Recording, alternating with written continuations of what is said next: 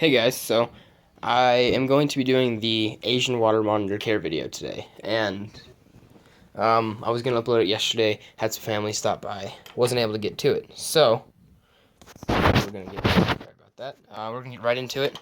I really wanted to record this with the nice camera, but it's dead, and I figured if I don't do this now, I'm not gonna do it. So, don't want to knock over the TV. How should we start? Okay, so believe it or not, Asian water monitors, they do dig, and they do dig a lot. It's kind of hard to pick up because it all kind of looks the same, but there's holes. Holes all over this cage. She can probably smell her food, so I'm going to close it up so that she doesn't try and kill me. And since they like to dig so much, you're going to need to give them a lot of substrate. You can go with soil, like just plain dirt. It can be topsoil, soil from outside, as long as it's 100% organic, never been sprayed with any pesticides. So you're going to need about 2 feet of that, and add a deep layer of leaf litter on top to make it about 3 feet deep total. That's what I was doing before. And when I had to move, if you can kind of see the wounds the cage suffered, had to cut it in half that way, cut it in fourths pretty much, to move it here. We were able to do that just fine. But when I went to refill it, I just filled this thing with a lot of cypress mulch, peat moss, and leaf litter. And she's got about 3 feet in there. She digs all the time, maintains a solid 80% humidity very well. That's the second point. I would keep them at about 80% humidity the majority of the time. They can have a couple days drier, a couple days a lot more wet. It's not gonna do anything to damage them, just as long as it's majority of the time humidity.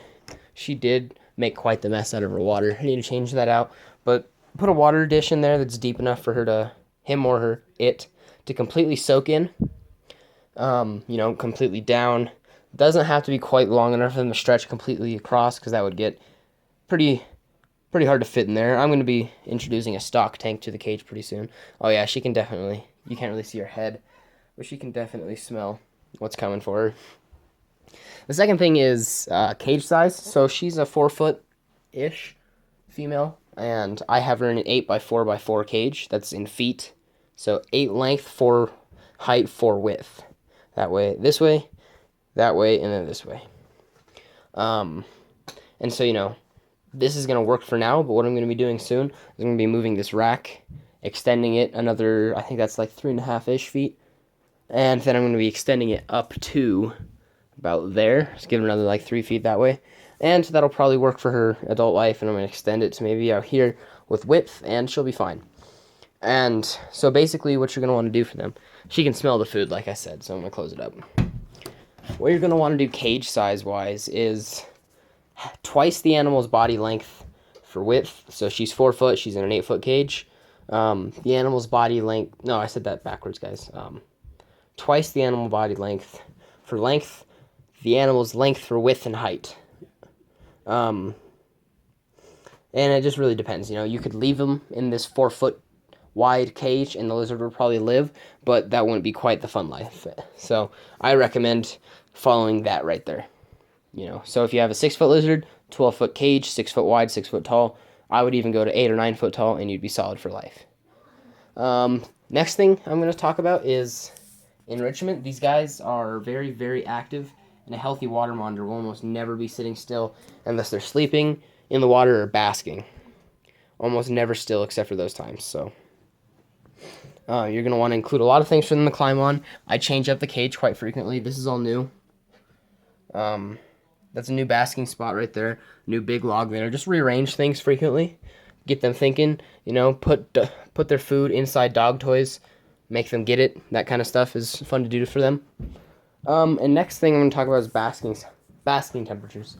You're going to want to keep them at about 140 up to 150 degrees as an adult. Maybe as a juvenile, you're going to want to do 130, 125 to 130 is what I would say a good basking site for a juvenile would be. And it doesn't really matter when they get bigger. You don't have to continue to up it, but I say once they're about a foot long, you can maybe start gradually putting their temperatures up into 140s. And once they get into 150s, they'll be good for adulthood.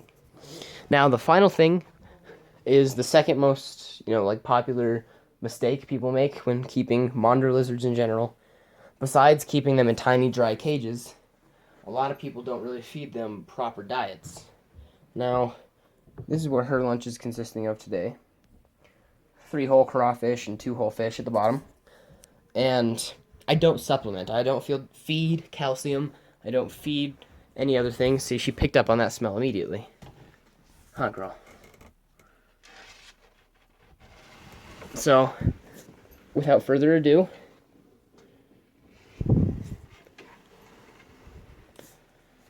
and she's a very tame, socialized water monitor.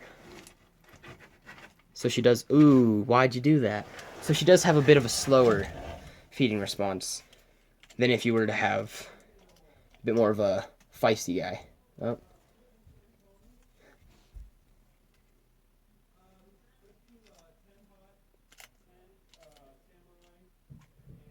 You can probably hear someone ordering wings upstairs right now. Another thing, guys, impaction. A lot of you probably just saw that and you just thought to yourselves, oh, that lizard's going to get impacted. Just ate a little bit of that cypress mulch. That's why I don't want to keep that in the cage. That's why I don't want soil in my cage. It's actually really false. That's really old beliefs right there. That's the belief that these guys don't eat sticks in the wild. I've seen her actually poop out an entire stick. She's had no problem. With the proper basking spot, proper humidity, their digestive systems can literally handle roadkill. I wouldn't suggest it. I have a friend who did. But that's going to be about all for this video, guys. I might make a second video tonight on socialized and socializing Asian water monitors, or monitors in general, because she is just the friendliest. But right now I have to get back to feeding her, so thanks for watching, guys. If you enjoyed the video, hit like, check out my channel, subscribe. I'll see you guys next time.